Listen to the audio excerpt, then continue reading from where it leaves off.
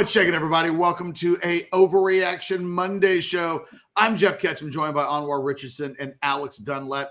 Do us a solid, hit that like button, subscribe to the channel, get notifications, all of those things all at once. If you've done some of them already, just smash that like button. But if you haven't done any of those things, what are you waiting for? Welcome to everybody that will be participating in the Specs chat. We see you. We love you. We want you to continue to participate. And by all means, we love the super chats. They skip to the front of the line in terms of commentary and interaction. Fellas, Anwar, it happened again. Your 10 thoughts from the weekend, or excuse me, from your Sunday pulpit.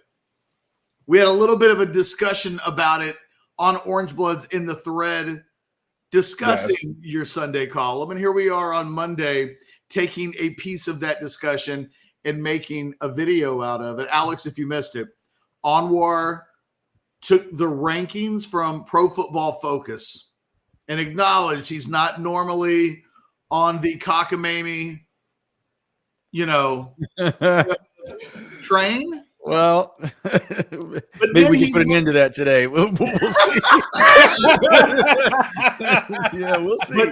But then he looked at their rankings for the quarterback position going into the 2024 season, and he was like, "It's cockamamie. I'm finally with Alex. This doesn't make sense what they've done." And then I jumped in and went, "Well, I don't know that I agree with the rankings in full. In fact, I don't. It's not the order that I would put the quarterbacks in, and we'll discuss the order in a second. But I can certainly understand how they got from point A to point B, even if I disagree with them.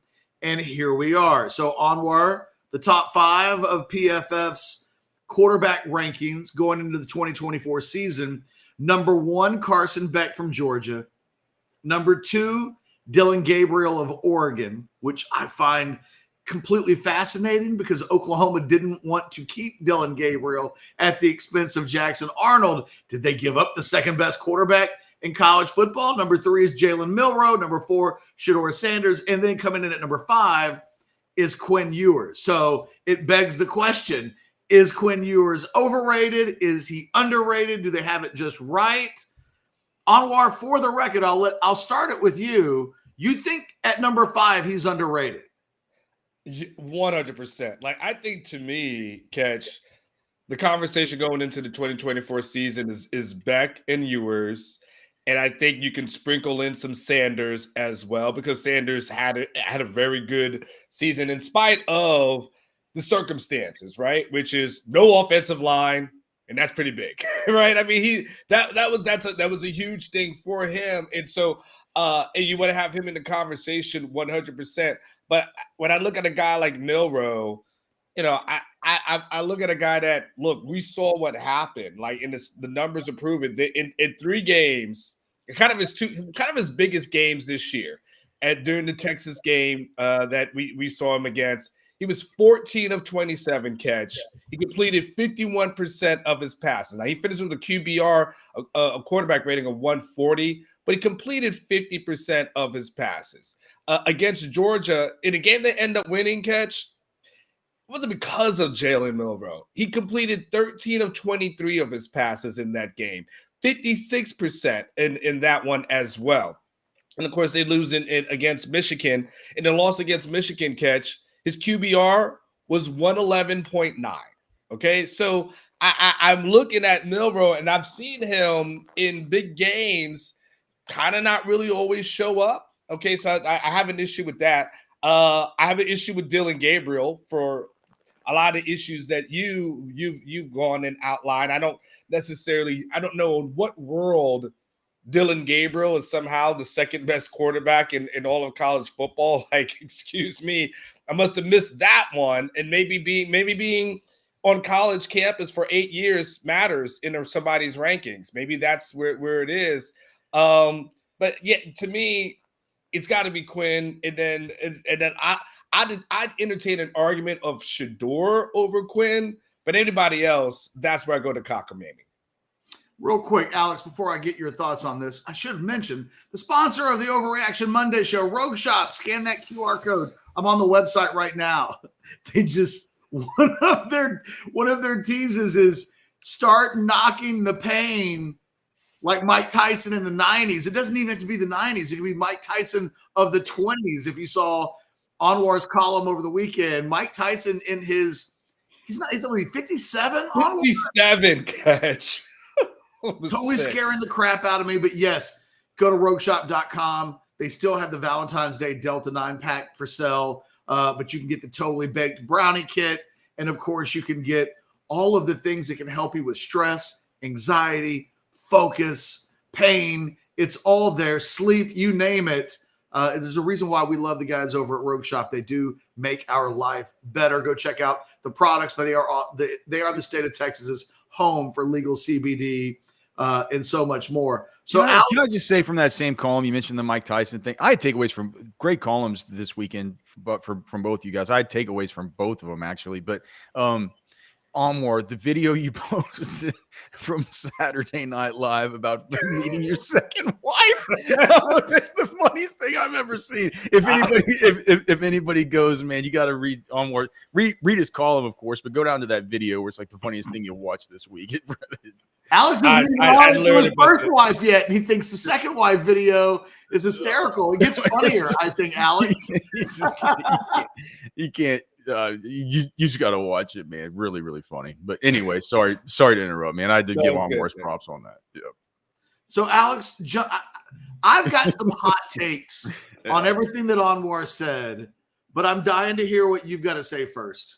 Oh, it's just like, all right. So is Quinn Ewers underrated or overrated? Are we talking about what PFF thinks? Are we talking about what the world thinks? Are we talking about?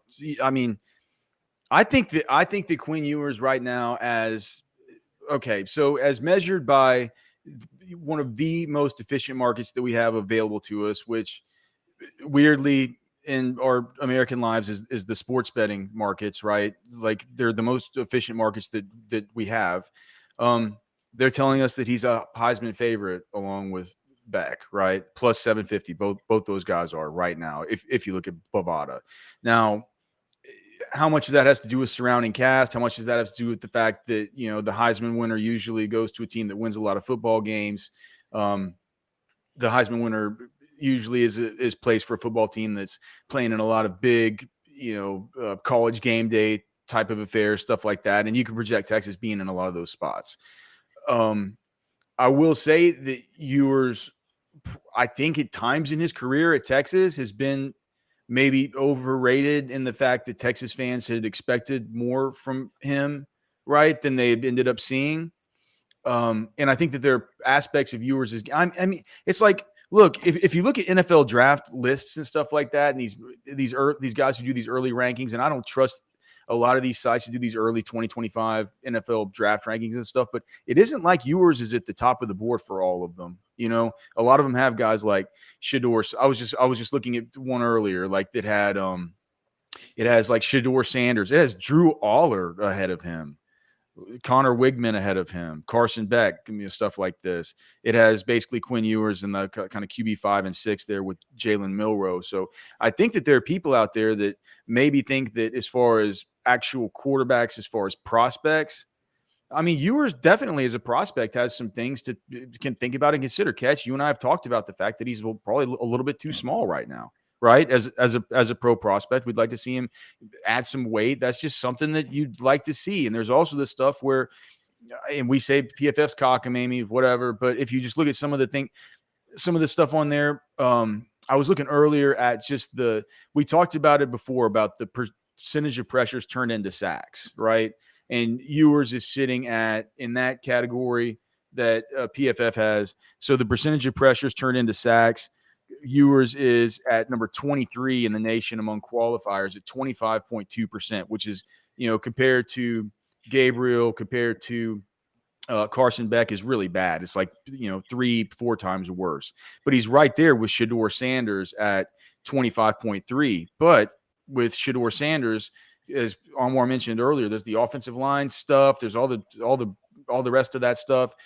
Quinn Ewers does have an issue with with pressure. The good thing about his issue with pressure is he doesn't turn the ball over, right? If you look at his turnover worthy play percentage on PFF, he had 6 interceptions this season, but only 8 turnover worthy plays. So it means like the plays that he put the ball in position to be a turnover worthy play, he got bit by those bad, right? Where you have other guys that have like 8 interceptions but like 23 turnover worthy plays that just got lucky by variance, right? He's protected the football. He gets a ton of first downs.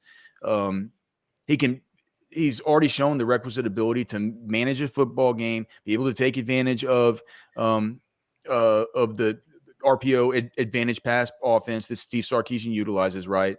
And steer a ship. And so I think that if you can show yourself to be a proper game manager who can handle these kinds of things, right? And you have the arm talent that Quinn Ewers has, I think when you add those two things together, the potential that he has makes it be like, man, if you wanted to put him number 1 or number 2 in this class, I don't think that would be overrating him. It would be based slightly on a bit of a projection right now.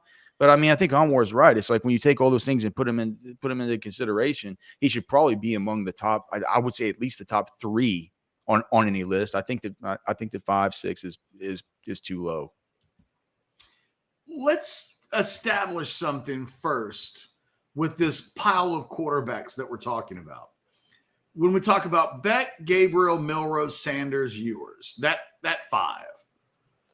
Does anybody think any of those guys is a great quarterback at this very moment before the start of the 2024 season?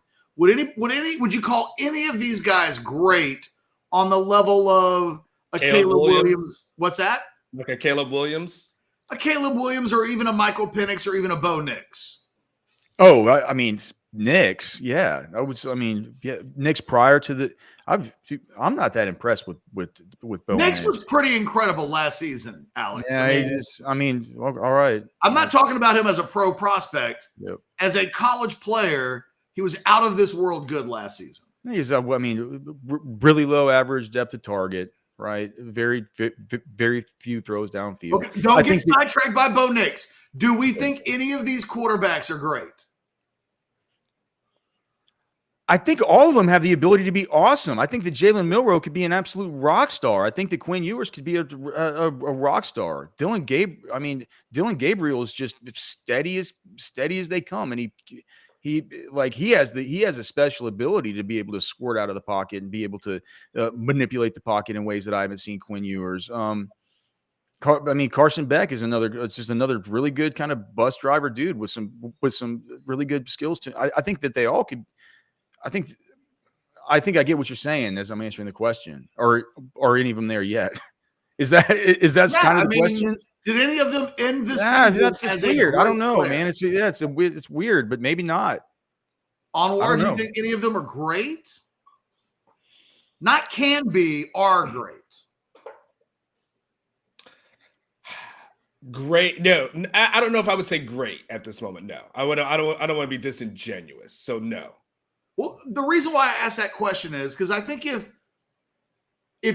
we all agree that they're not great yet, and I think we're in the same spot, then what we're really talking about is a group of guys that could be great, that are probably in the very good stage right now.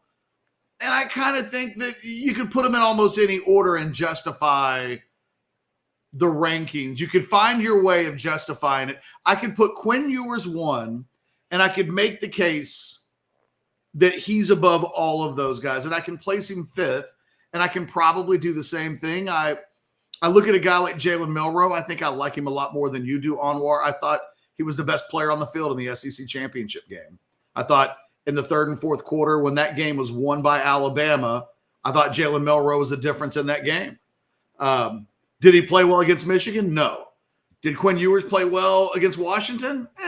Not really. I mean, he was okay. He certainly wasn't performing at a level of greatness that we saw from Penix, who gave us one of the great NCAA postseason performances by the quarterback position that we've probably ever seen. I don't know how to compare it. Let me ask you this. Hold on, Catch. Do you think Milroe played better in the SEC championship game than Quinn played against Oklahoma State in the Big 12 championship game? No, but one of those teams was Oklahoma State, and the other one of those teams was Georgia. Was Quinn Ewers the best player on the field against Oklahoma State? Probably. Was Jalen Milroe the best player in the game against Georgia? I think he was in the second half.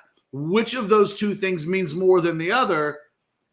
If you're the best player on the field and it's Alabama and Georgia, that says a lot. And I thought he was the difference maker in that game. But if you're the best player on the field versus Alabama in Tuscaloosa? Yeah. And again, I think that you could absolutely I'll say this. Jalen Milroe finished sixth in the Heisman vote. Quinn Ewers didn't receive a Heisman vote. So we can look at what happened in September, and if that is the end-all be-all, then so be it. When people made the decision at the end of the year when they were ranking the best players in the country, Quinn Ewers wasn't on it. Jalen Milroe was a guy that was receiving, he got like 50 third-place votes, which, there's a reason why he finished sixth in the voting. He was thought to be on the cusp, I guess, of being a great player by the end of last season. I don't know how to judge any of these guys with Sanders. What he has to do at Colorado with that offensive line, I just don't know. I don't know if you put any of those guys on the Colorado team, what would it look like? If you put Sanders on Texas, I don't know. It's like I couldn't believe that stat when I looked at it, Catch. And like we always say, PFF, their grades are cockamamie, but some of their charting stuff is fine.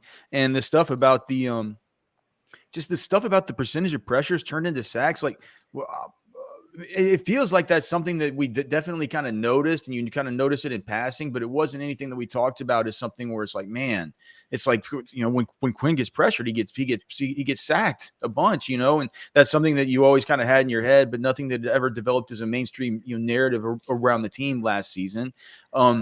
Just think that the Texas offensive line last year was good. Like it was, I chart them every year since 2013. I mean, they were good. They were better than I've ever seen Texas play. Right. When you look at Colorado, you look at that off, like everybody in my mom could, who just watches college football casually could tell you, like, oh, Colorado, that offensive line's trash. You're like, it's like anybody that watched even a speck of a game could tell you that. I think it says a lot for Sanders, and maybe it says a little something about Quinn, about their percentage of pressures turned into sacks are basically exactly the same in the top 10 in college football. So I think that there's something interesting there with Sanders, and I agree with both you guys, man. It's kind of a hard nut to crack, It's like, is he super special? I mean, what do you think of Shedeur Sanders? Do you think he's amazing? Do you think no? I think he's very good. I think I think the thing you'd say about all of these guys, maybe outside of Carson Beck, Anwar, is that they all, and maybe Carson Beck is a little underrated. I don't know. He's a quarterback at Georgia. I don't completely know what I think of Carson Beck, but when I look at Milroe and Quinn Ewers, maybe the two guys that I think have the highest upside of the quarterbacks in this discussion. No offense to either Carson Beck and or Dillon Gabriel, who, for the record, was better than Quinn Ewers. If we're making the Quinn Ewers should be ahead of Milroe based on what happened in September, then you probably have to rank Dillon Gabriel ahead of Quinn Ewers based on what happened in October. But if we're talking about ceilings as players, I think Milroe and Ewers have the highest ceilings of that group of five.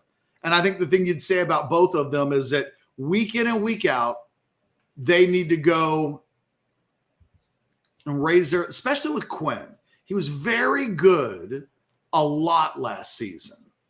He wasn't great in a lot of games. Certainly great in the Big 12 championship game. Certainly borderline on being great against Alabama and Tuscaloosa. And so far, I think more times than not, Quinn's been at his best in the bigger games, which is a real feather in his cap. I mean, that's a hell of a thing to say about a guy, is that he plays his best when the lights are the brightest and when the competition is the most difficult. But week in and week out, there's still a step up that he has to take. I thought Quinn superpower last season was that he was very good almost every week. There were very few peaks and valleys. It wasn't like Anwar and I was always talk about like that sub 100 rating because, boy, we've seen Texas quarterbacks over the years out of nowhere just have some absolute god-awful games. That wasn't Ewers a year ago, but he also didn't have a lot of great games. If you look at those ratings, the Washington game was by far and away really his worst game of the season, which kind of blows up the idea that he plays at his best in the biggest games. But you look against that Alabama rating, you see a lot of 150s and 160s. But the only time he went above 170 all season was against Baylor when he had a 199.6, best game of the year by far from a rating standpoint. And then he was unreal against Oklahoma State at 183. When you look at the Caleb Williamses and not so much Michael Penix, because passing efficiency, he was such a high volume guy that his passing efficiency actually was lower, I think, than all the guys that we're talking about. But if you were to compare it to a Bo Nix or even a Dylan Gabriel, those guys were more consistently above the 160s, which I look at as a metric of being very good. Take it above that and you're great. I think that's the last step for Quinn. And I think he's on the trajectory, right? His first year, very up and down, Anwar. You'd have some great games. You'd have some low games. It was kind of all over the place, like a box of chocolates. Last year, very steady. And I think now, there's a reason why he wasn't all Big 12 a year ago. And some of it was injury. Oh, hey there. Oops, sorry. I'm sorry. I'm trying to delete something. I apologize. Everyone loves that image anyway, Anwar. You could just leave that thing in the Anwar, I do that with buy or sell questions all the time. You got to be careful clicking on those bad boys. Anything will pop. I think, you know what I think with Quinn right now? I don't think he's underrated or overrated. I think he's properly rated. I think he's in the mix. I wouldn't call him number one. Again, I can justifiably make a case for all of these guys above Quinn, but I could also make a case for Quinn. And when I looked at the quarterback numbers from last season, thinking to myself, is there anybody outside this top five that needs to be in the top five ahead of any of these guys? And I didn't really find that. I know that Jackson Dart from Ole Miss is a guy that's on the outside of this group, but would I put him with that group? I don't know. What about maybe Wigman? If he played a full season, but I can't in good conscience put Connor Wigman in that group when he played the month of September last year and didn't play a full season. I think back, I think Wigman was in that Miami monstrosity that A&M was a part of a year ago where they went to South Beach and just got kicked upside the head. And a great quarterback, I think, plays better in that game. What about Jalen Daniels? What's that? What about Jalen Daniels? Well, that dude's Superman. That's Catch's guy. Yeah. I'm sorry. I was thinking of the LSU quarterback. Daniels from the names are so close. Jaden and Jalen. He didn't play last season. So at his best, I still put him outside that top five until he plays another season and more consistently, does it week in and week out. I think that's the challenge for almost all of these guys, but especially Quinn. The is he very good conversation we've put behind us. Yes, he's very good. Is he great? Well, he wasn't great against Washington, and he wasn't great the overwhelming majority of the weeks that Texas played football this year. So I think that's where he's got to go. But, I feel confident that there's a very good chance that he gets there because of the improvement that we saw last season. There's no reason to doubt that further improvement is in front of him. Some of these lists have Drew Aller from Penn State being towards the top too. I think that's crazy. Yeah, I think it's a little bit. I'm just saying, man. That's like we're talking about all this. cockamamie thing in this entire cockamamie conversation. Yeah, that's just I'm saying. I mean, he's a big, tall guy. I think that's probably more of the stuff is just like the NFL projection. It's like, get this guy in our building and let's see what we can do with him, right? One of those types of things. Catch, from a projection conversation, okay, just strictly on projection, everything like that. I want to throw two things out here, okay?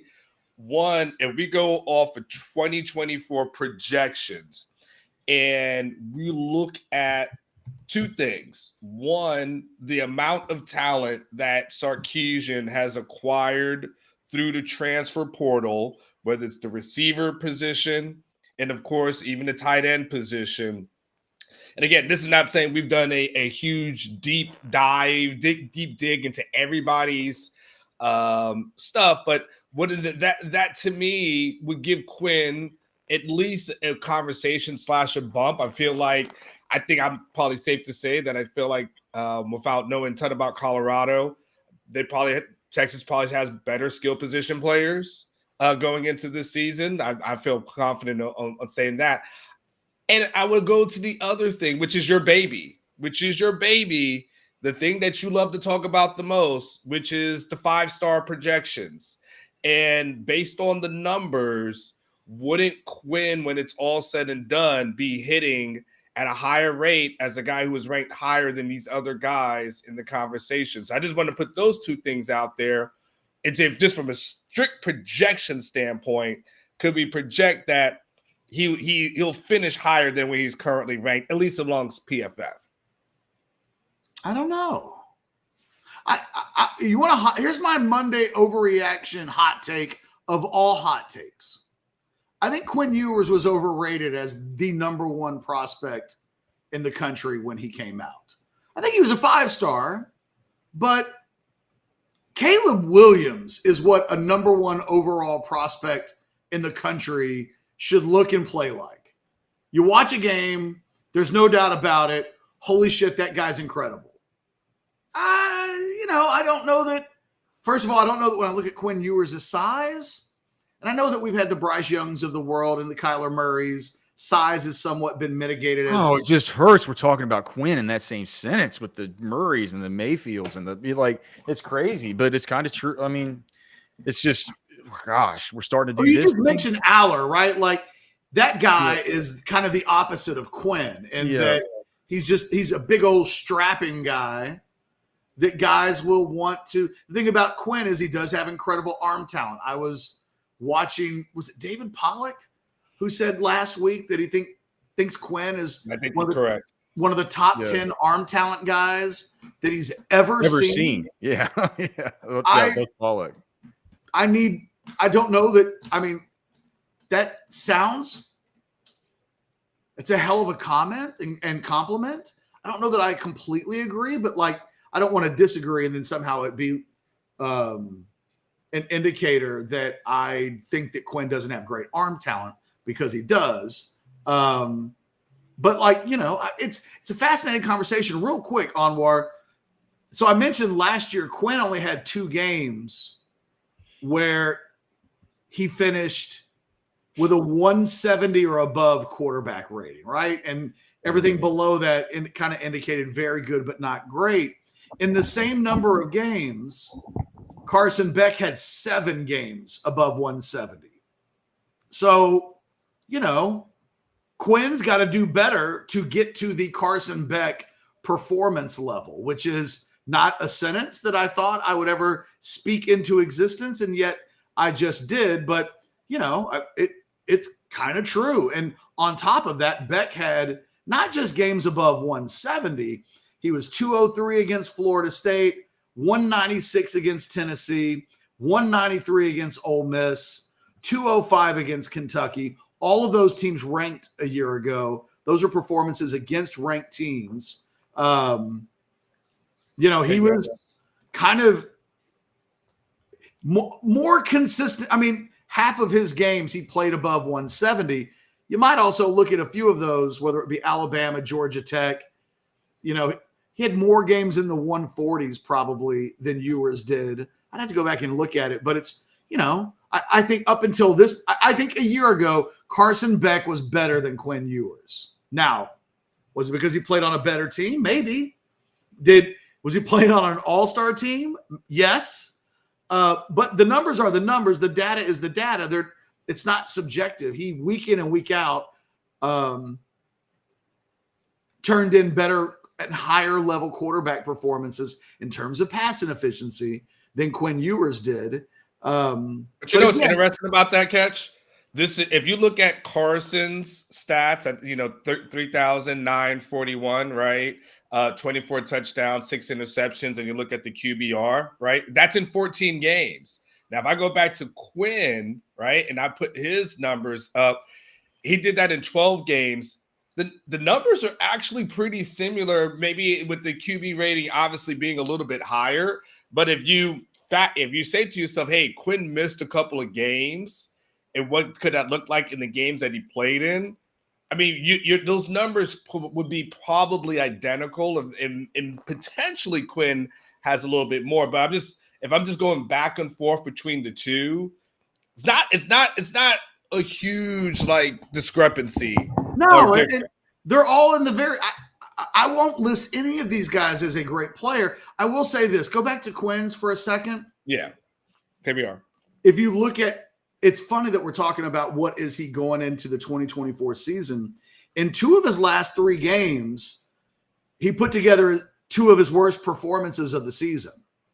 The game against Washington, from an efficiency standpoint, was his worst game of the season. He has the great game against Oklahoma State, but he was against Texas Tech. Nobody was jumping out of their seats calling that a true standout performance. He doesn't come into this season. And then if you look at that before, he's at 160, he's at 150, he's at 160, he's at 163, 153. You really got to go back to September. Post-September, Quinn had 1 game above 170, which is kind of making my point. It is the next level that he needs to reach. In the 2 of the last 3 games, he didn't break 135. So there's still a consistency of very good to great week in and week out that we're still waiting for Quinn. I just don't know that any of these other quarterbacks make me think that the Dillon Gabriel thing's interesting. I don't know what to think of Dillon Gabriel. He's very good. But if he were great, if he were Anwar, if he was truly a top 5 quarterback in college football. Yeah. If you're Brent Venables, don't you break your neck to keep that guy? That a top 5 quarterback in the hand is worth 1 in the bush. And look at what Sark faced a similar thing this year, right? Well, Didn't he? And Sark kept threatening to leave. The thought was that Arnold would have transferred had Dillon Gabriel not transferred. Okay. Which is a different. That's different. But it at least mirrors the situation at Texas, right? Just the young, complete superstar, and then the other quarter. I guess Venables was just in a tougher spot, right? That this guy's gonna transfer if we keep around Dillon Gabriel, because I think ultimately he would have loved to have kept him, right? Or if we do the same thing with Gabriel, if you go post October. He had 2 games above 170. But if you look at Gabriel, once the Arkansas States and the Tulsas of the world are off the schedule, there's a whole lot of average in that. 148, 132, 142, 138, 151. I can understand why you'd want to go to Jackson Arnold if you just look at the belly, the guts of most of that season. Yeah, he wasn't. It's interesting because I think that for us, Catch, we looked at the Texas game and he was such a backbreaker in that Texas game and the rushing yards. What was crazy, it was, Catch, from a rushing perspective, he never came close to what he did in that Texas game. He had an out of body experience in that Texas game that I don't think that Texas no one could account for. Like that's just was not on his resume. I mean, the majority of his rushing yards came from that one particular game.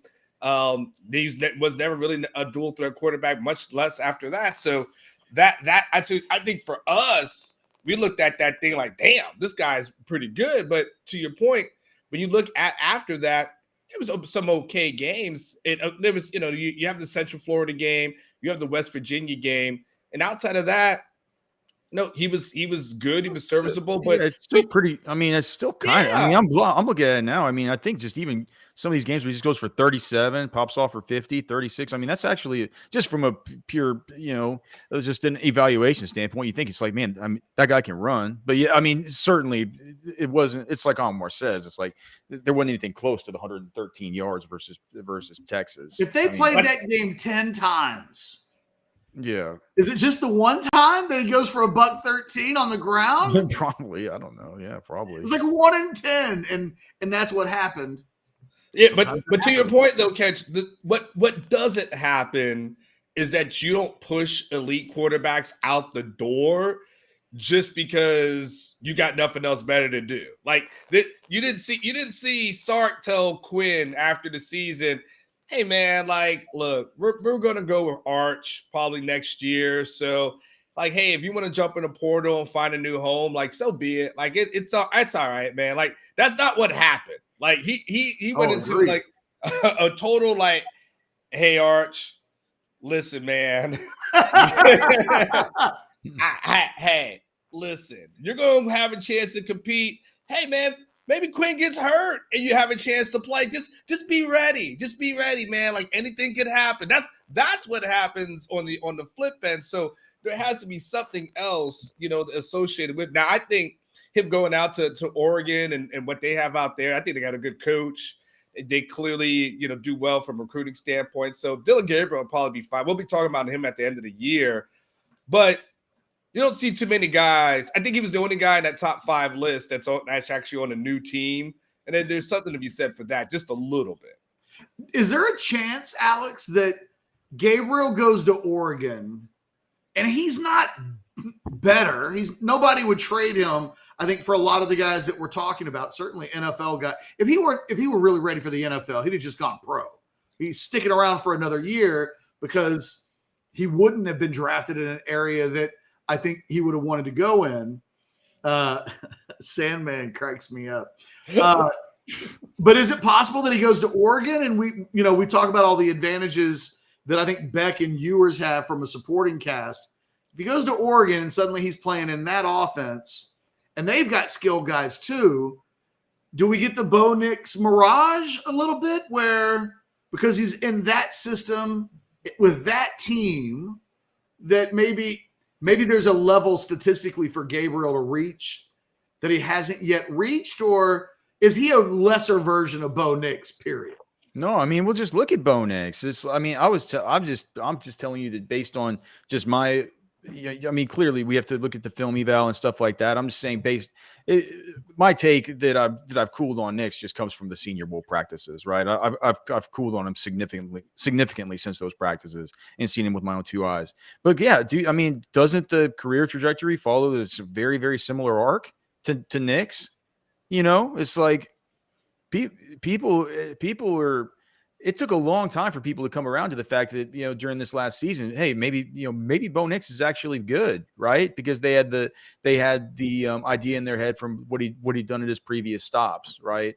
It's another dude that's been in college for a while, just like Dylan Gabriel. So, I mean, I think that could absolutely happen. I think if Quinn Ewers has if Quinn Ewers has the kind of season where Texas is playing in the CFP, like everybody is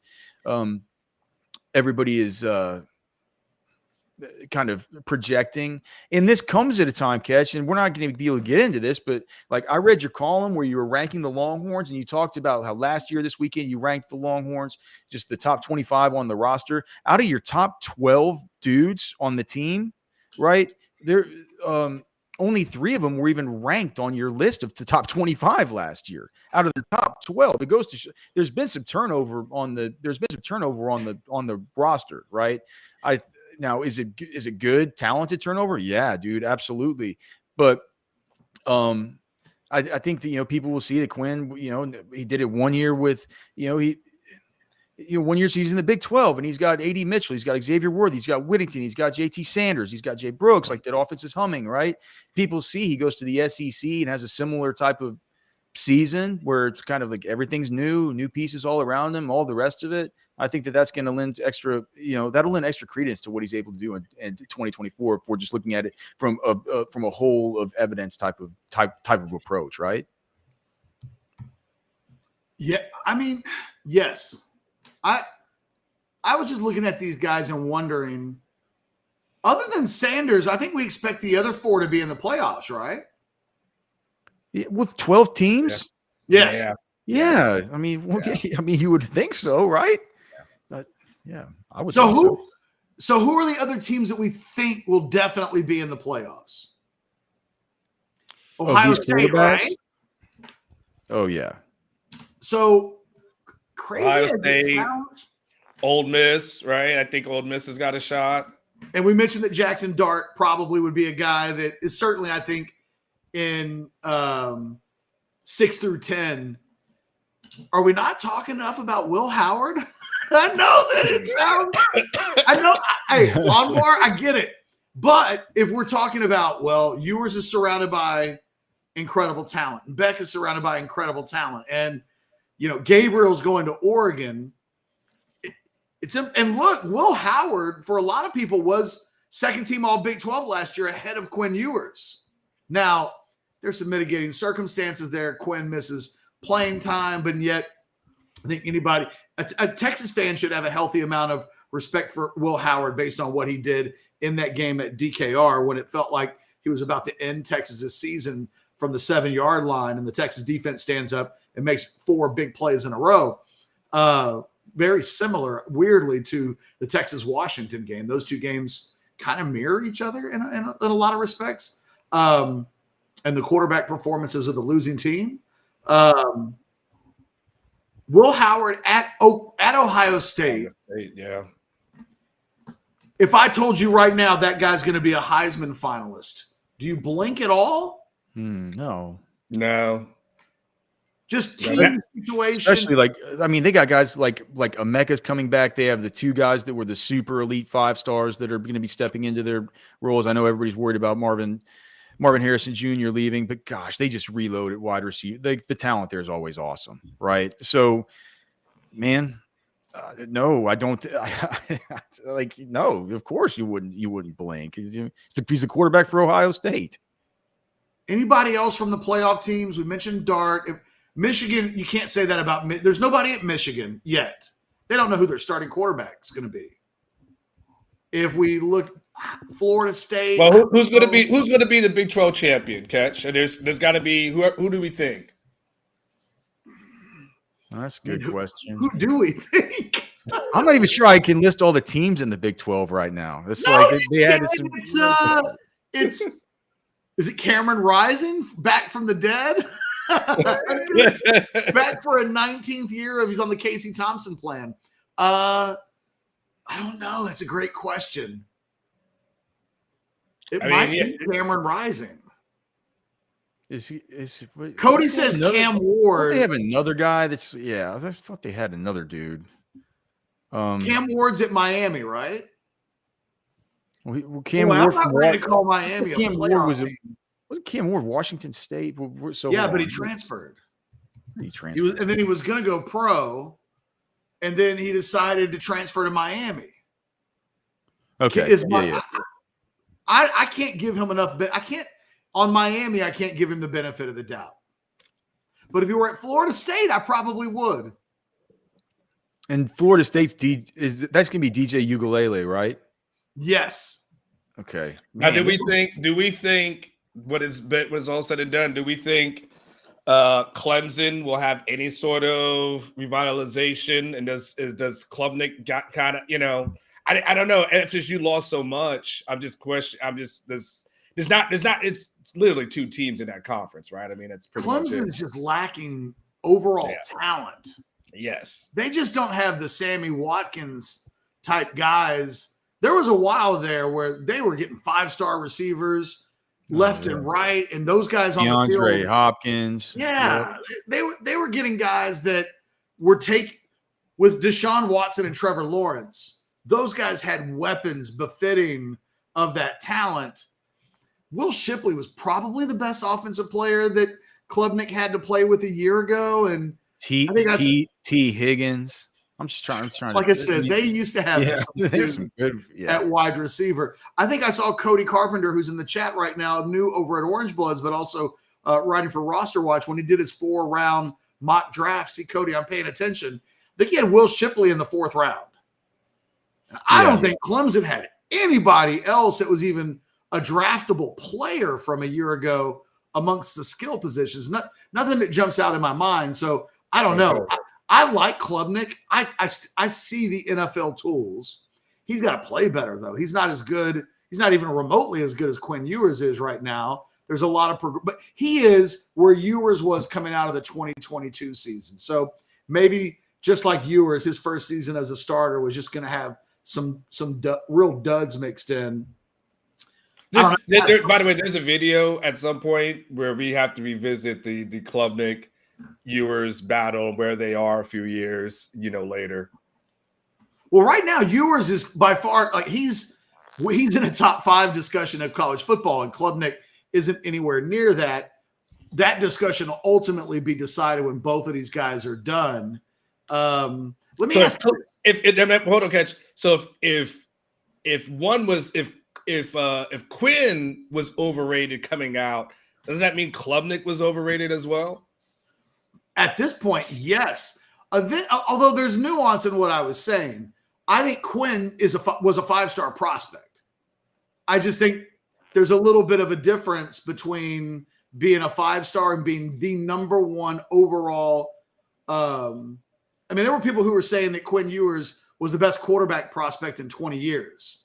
And he was not a better quarterback prospect than Caleb Williams.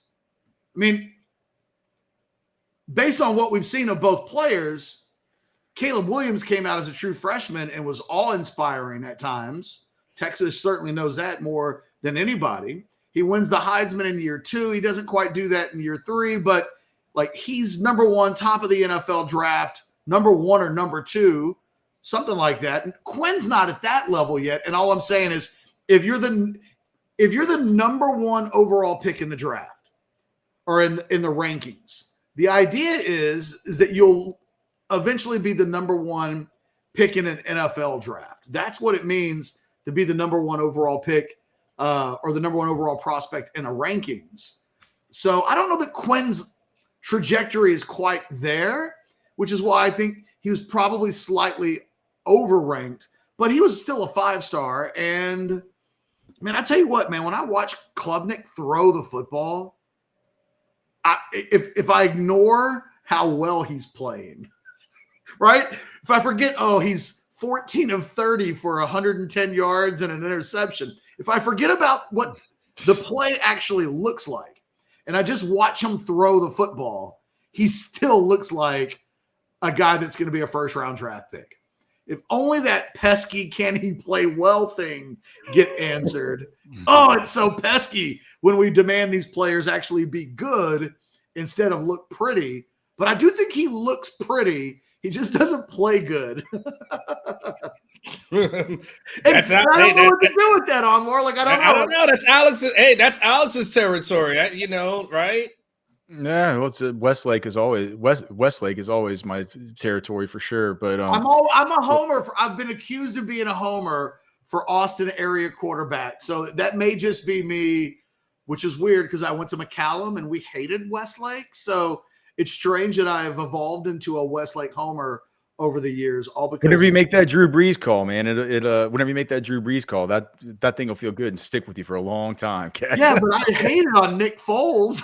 I used to say that guy was a donkey, and now I watched Nick Foles and Garrett Gilbert play on the same field as a high school football players, and walked away from that thinking that Foles was a donkey and that Gilbert was going to revolutionize football. And in the end, the guy that became the Super Bowl MVP Wasn't the guy that I rated as a 5-star. I know that. Garrett Gilbert got his ring though, man. He did get his jewelry. Got a couple Super Bowl rings out of that game. And maybe his pension too, when it was all said and done. I can't hate on Garrett Gilbert. He played for the Cowboys for a little while. It was about as good as anything was that season for the Cowboys. To make you feel better, Catch, just about every NFL team plastered on Brock Purdy as many times as possible. And he was like the absolute last guy taking just a shoulder shrug. And that guy's in the Super Bowl. So it happens. It happens to the best of them. So it's okay if it happens to you. So there's a comment in the chat that says people hate on Lake Travis. People just hate the rich schools. And let me just say this about Lake Travis. I got to get this in before we get out, and I know we're up against it. But here's the thing. The reason people hate on Lake Travis is because I know the Lake Travis area has Texas beef traders, right? That's the reason.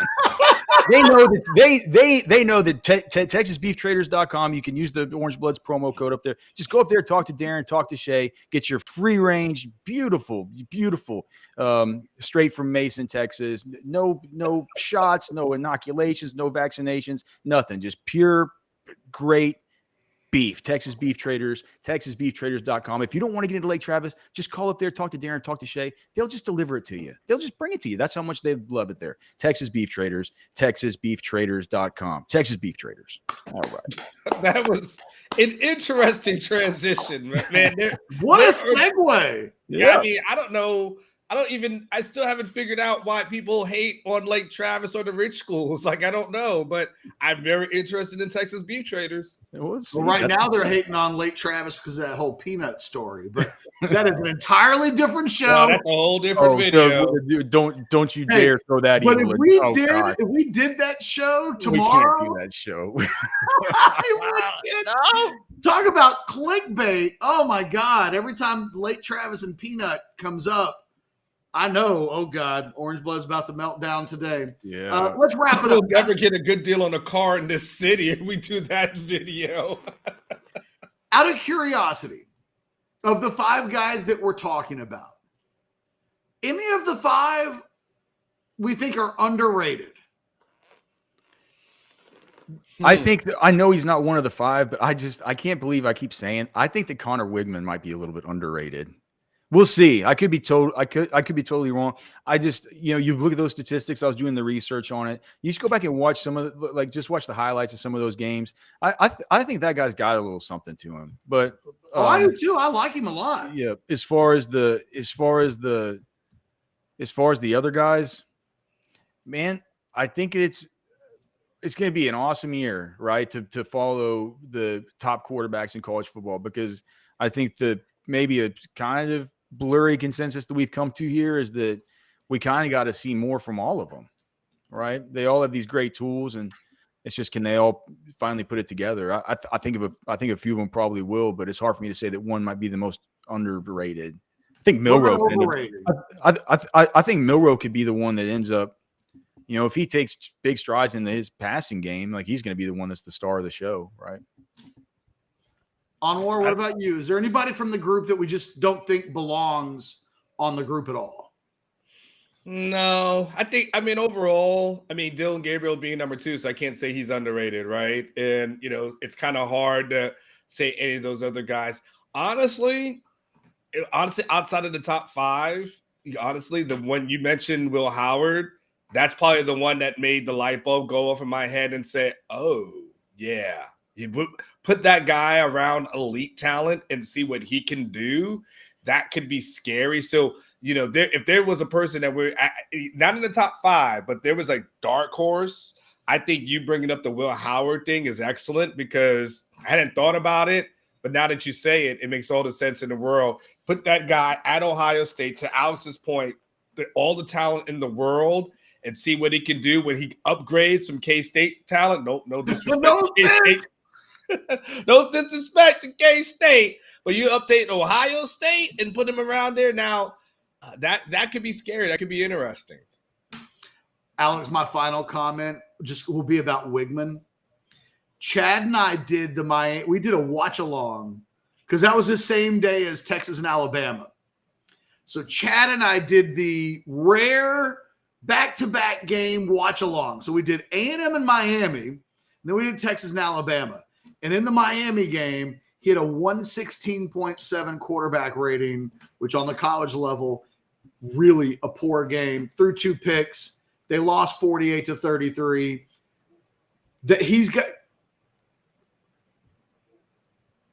Ewers didn't have a game that poor all season.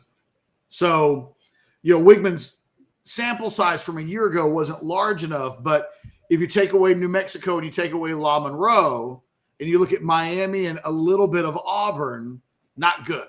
So I'm with you on Wigman. I rated him as a borderline 5-star. I think a lot of people are discounting the Aggies this season, not looking at the schedule and not looking at the fact that they may actually, if he can stay healthy, have a real dude at quarterback.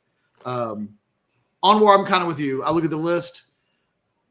I think Gabriel's overrated. And you know why I think that? Because Oklahoma coaches who coached him told me that. Well, that's the only reason why. They've said, yeah, we could go into the SEC with the number 2 quarterback in the country, or we can take unproven Jackson Arnold and we'll take our chances. That tells me a lot. Nobody else is getting ditched. Will Howard went into the portal out of choice because he wanted to upgrade. I guess you could say Dylan Gabriel maybe did that, but he was not going to retain that job. He had no choice. Guys, do us a solid. Go to Rogue. Check out rogueshop.com. Again, I'm on the website right now, and I see so many things from the topicals to the oils to the lollipops. You can even get your supplies like your vape batteries. They got a little bit of everything. I'm a big fan of the carts. The carts are my favorite, although they've even got stuff for pets. I'm looking at it right now. CBD products for pets from Rogue Shop are made from high-quality, rich, pure hemp extract. We have a wide – you can get your dog feeling just right. That's all I'm saying. Believe me, I got 3 crazy ones. It might be time to get the old Fido version of Rogue Shop. Scan that QR code, though. Go to the website, rogueshop.com. Check out everything they've got. Speaking of checking on things, check on that like button. Slam it, smash it, click it, whatever verb you want to associate with actually pushing that button. We would appreciate it. Subscribe to the channel, get notifications, all of those things. But we're at the 1 hour mark. We've had quite the conversation about quarterbacks. Who knew that would just carry for an entire hour? For myself, for Anwar Richardson, for Alex Dunlap, who will be joining Anwar tomorrow morning on the old-fashioned little bit of change up here on Orange Bloods Live as we go to a 2-man crew in the morning. You guys have a fantastic President's Day. If you got the day off, enjoy it. If your kids have the day off and you don't, thumbs the brakes. We'll see you next time. Later. Oh, that's industry.